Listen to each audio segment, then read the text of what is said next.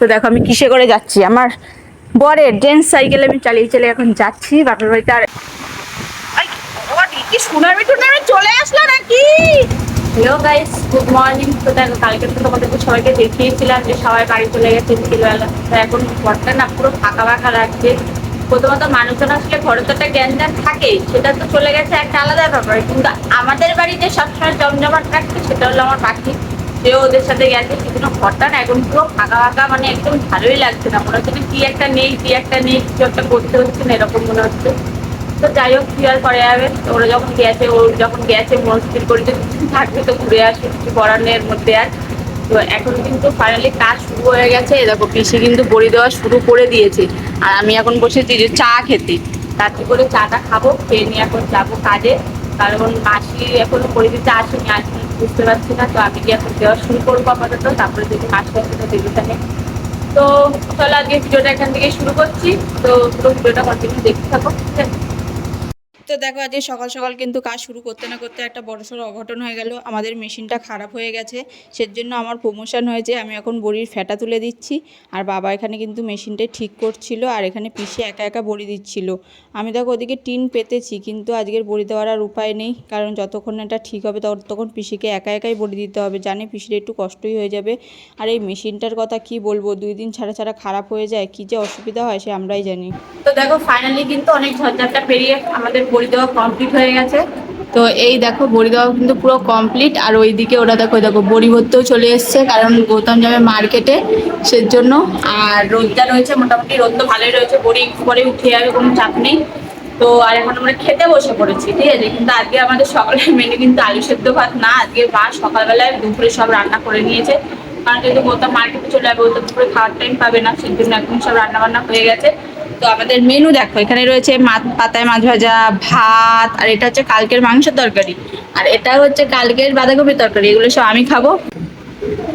মাছটা খেয়ে দেখি, মাছের মধ্যে কিছু দিল না, এটা একটা সমস্যা। সবসময় মাছের মধ্যে দিতে হয় নাকি? একটু বেগুন ভাজা অথবা আলু ভাজা দিয়ে দিন। তো যাই হোক, আজ আমাদের দুপুরে মানে দুপুরে আর সকালে দুপুরের দিনও আমার আলাদা আছে, এটা আমরা প্রথম সকালে খাই, তারপরে দুপুরে দেখবো যে রান্না বান্না তো একসাথে হয়ে গেছে। তো দুপুরেরটা দুপুরে দেখবো, তোমার সাথে শেয়ার করবো। তো চলো টাটা টাটা করে খেয়ে নিই। তো দেখো এখন কিন্তু বইটা চলে এসেছি, ঠিক আছে। এতক্ষণ বই প্যাকেট করছিলাম, তো এই দেখো আমি কিন্তু সালে উঠেছি বই তো ওইগুলো এখনো বাকি রয়েছে। আর নিচে ঢালা হয়ে গেছে, বাবা বড়িগুলোকে নাচছে। তো চলো করে কাজ কমপ্লিট করে। তো দেখো ঘরে বসে কিন্তু একটু রেস্ট করছিলাম, আর সেই টাইমে দেখি এত মেঘ করেছে, আর বিদ্যুৎ মানে মেঘ ডাকছে, সেই দেখে তাড়াতাড়ি করে আসলাম। সে বলটলি তো সব গুছানো হয়ে গেছে, যেগুলোতে সব কিন্তু বড়ি নাড়া ছিল। আর এখন কিন্তু ফোটা ফোটা বৃষ্টি করা শুরু হয়েছে, আর মেঘটা দেখো, মাই গড। মানে আমরা ভয়ে ছিলাম, যেহেতু গৌতম বাড়িতে নেই, ঠিক আছে। তো আমি মা আর বাবা করে তাড়াতাড়ি করে সব বই টলগুলো কাচালাম। আমাদের ভাগ্য ভালো যে বৃষ্টিটা আসার আগে আমরা সব কিছু কমপ্লিট করে ফেলেছি, কোনো অসুবিধা হবে না। আর অবস্থাখানা যা হয়েছিল, এক্ষুনি মুখটা ধুয়ে আসলাম, না তোমাদেরকে দেখাতে পারতাম যে কি অবস্থা হয়ে গেছিলো। ভাই মেয়ে নিয়ে মনে হচ্ছে না এক্ষুনি আবার স্নান করে আসলাম, এরকম অবস্থা হয়ে গেছিলো। আর এখন যদি ঝমঝম করে বৃষ্টিটা নামে না, সেটা কিন্তু সেই লেভেলের হবে, দারুণ লাগছে আকাশটা এখন। ও দেখো হাওয়াও ছাড়ছে, খুব মজা লাগছে। বৃষ্টি হলে তো খুব ভালোই লাগে, কিন্তু যদি কাজের সময় যদি বৃষ্টি হয় না, সেটা কিন্তু একদমই ভালো লাগে না। তো এখন খুব মজা লাগছে, কারণ আমাদের কাজ কমপ্লিট, এখন আর কোনো চাপ নেই। এখন বৃষ্টিও ঝড়ক তুফানক আমাদের কিছু না। দেখো আওয়াজটা যা শোনো, মাই গুডনেস। তো যাই হোক চলো এখন কি দুটো খাওয়া দাওয়া করবো, কারণ ভেবেছিলাম একটু ঘুমাবো, ঘুম থেকে উঠে খাওয়া দাওয়া করবো। তো বৃষ্টির জন্য আর ঘুম তো হলো না, আগে খেয়ে নিই, তারপরে গিয়ে একটু শুয়ে রেস্ট নেবো। চলো। তো দেখো ফাইনালি কিন্তু আমি এখন ভাত খেতে বসে পড়েছি। আর যে আমাদের দুপুরের একদম সিম্পল মেনু, সেটা হচ্ছে ভাত আর ট্যাংরা মাছ দিয়ে আলু আর উচ্ছের ঝোল, আর এটা ছিল চিংড়ি মাছের পিঠে। তো চলো তাতে করে খেয়ে নেওয়া যাক। তো দেখো ঘরে শেষে তো বোর হচ্ছিলাম, আর সেই টাইমে মা ফোন করলো, বললো আমার খুব ফেভারিট একটা তরকারি রান্না করেছে, তো এসে নিয়ে যাওয়ার জন্য। তো এখন আমি যাচ্ছি আমার বাপের বাড়িতে, মানে জাস্ট 2 সেকেন্ডের মধ্যে আমি রেডি হলাম, আর এখন আমি যাচ্ছি আমার বাপের বাড়ি। কারণ যেহেতু পুচকুনি রেডি হওয়াটা এমন কোনো বড় ব্যাপার না। তো দেখো আমি কিসে করে যাচ্ছি, আমার বরের জেন্টস সাইকেল আমি চালিয়ে চালিয়ে এখন যাচ্ছি বাপের বাড়িতে। আর অত তাড়াতাড়ি যেতে হচ্ছে, কারণ মা যেহেতু ডিউটি বেরিয়ে যাবে, মার ডিউটির টাইম হয়ে এসছে, অলমোস্ট 6:30 মতো বাজতে যায়। তখন ঝটপট করে যাই। আর তারপরে মা আমার জন্য কি স্পেশাল তরকারি রান্না করছে সেটা অবশ্যই তোমার সাথে শেয়ার করবো, সেটা একটু পরে করছি, ঠিক আছে? আগে বাড়ি আসি তারপরে। তো চলো ভিডিও দেখতে হবে। তো দেখো মার বাড়ি থেকে কিন্তু তাড়াতাড়ি করে চলে এসেছি, কারণ দুপুরের দিকে তো দেখিয়েছিলাম মেঘ করছে, আর এখন বিকেলবেলা তো মেঘের হাল খুবই খারাপ হয়ে গেছে। আর যা জোরে হাওয়া ছাড়ছে সে আর কি বলবো, আর যা জোরে মেঘ ডাকছিল আর বিদ্যুৎ চমকাচ্ছিল, আমি তো ভয়ই পেয়ে যাচ্ছিলাম যে কখন কি হয় কি না হয়। তো এই দেখতে দেখতে তো সময়টা কেটেই যাচ্ছিল, আর তারপরে নামলো একদম ঝমঝমিয়ে বৃষ্টি। দেখো কি পরিমাণে বৃষ্টি যে হচ্ছে, দেখো জলের ঝাপটাগুলো আসছে। আর তার থেকেও বড় কথা দেখো, এই দেখো এই পাশে এদের এই জাম গাছের তালটা তো ভেঙে পড়েছে। আর আমি শুধু ভাবছি আমাদের কলা গাছগুলোর অবস্থা, এখন যদি এই অবস্থাতে কলা গাছগুলো ভেঙে যায়, সব কটাতে কলার কাঁদি ধরা, খুব বাজে হবে বিষয়টা। আর এই দেখো অবস্থা, ও মাই গড,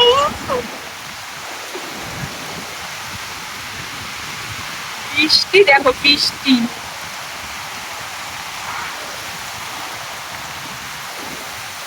তো তোমাদের কোথায় কোথায় আজকে এরকম বৃষ্টি হচ্ছে অবশ্যই কিন্তু কমেন্ট করে বলো। এতদিন পরে এরকম বৃষ্টি দেখে তো মনটা তো শান্তি লাগছে, কিন্তু আমি শুধু ভাবছি কলা গাছগুলোর কথা, কারণ প্রত্যেকটা গাছে কলা ভর্তি। আর যে পরিমাণে হাওয়া দিচ্ছে যদি একবার ভেঙে যায় তাহলে তো পুরো গেল। দেখো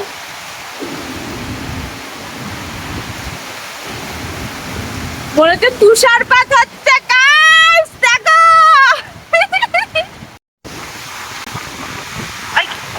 কি সুনামি টুনামি চলে আসলো নাকি? দেখো হাওয়াগুলো কেমন ঘুরছে।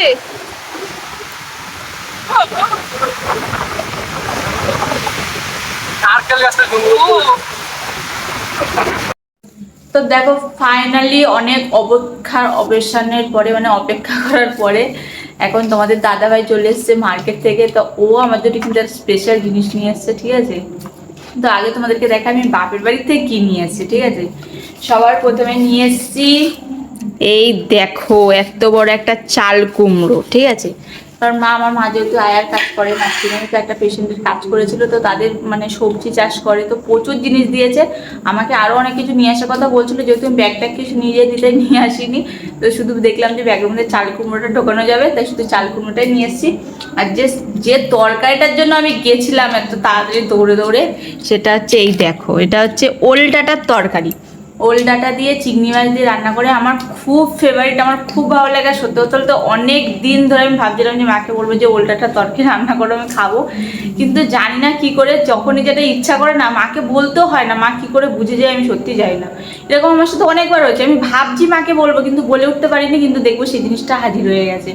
তো যাই হোক না কেন, আর এখানে কিন্তু আমি নিয়ে চলে এসেছিলাম গরম গরম স্যান্ডউইচ, আর তার সাথে আলুর চপ। আম কোথা থেকে আসলাম? আমও নিয়ে এসছে এবারে দিয়ে।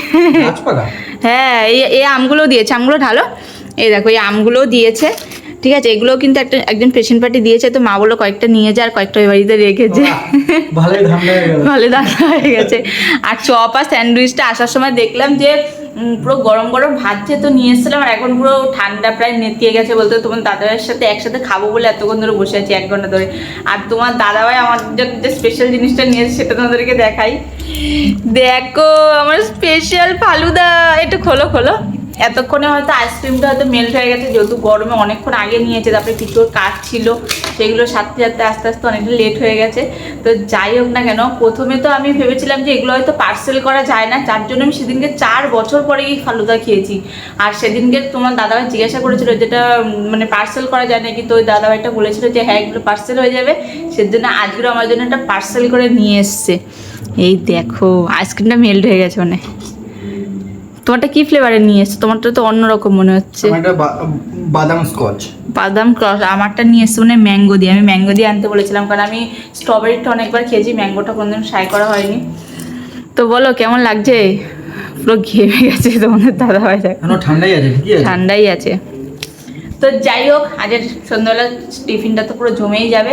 তো এই হলো আমার বাপের বাড়ির থেকে আনা জিনিসপত্র, ঠিক আছে? গেলে তো যেটা থাকবে আমার মা শুধু গুছিয়ে দিতে পারলে বাসে। তো যাই হোক, আর তোমার দাদাভাই আমার জন্য এটা নিয়ে আমি তো পুরো খুশি খুশি হয়ে গেছি। সত্যি কথা বলতে নিজের পছন্দের জিনিসটা খেতে পারলে না সবই ভালো লাগে। তো যাই হোক আজকের ভিডিওটা এই পর্যন্ত শেষ করছি। কেমন লাগলো সেটা অবশ্যই কমেন্ট করে বলো। আর এখন তো কাজ বলতে রুটি করবো, ঠিক আছে? তো টাটা।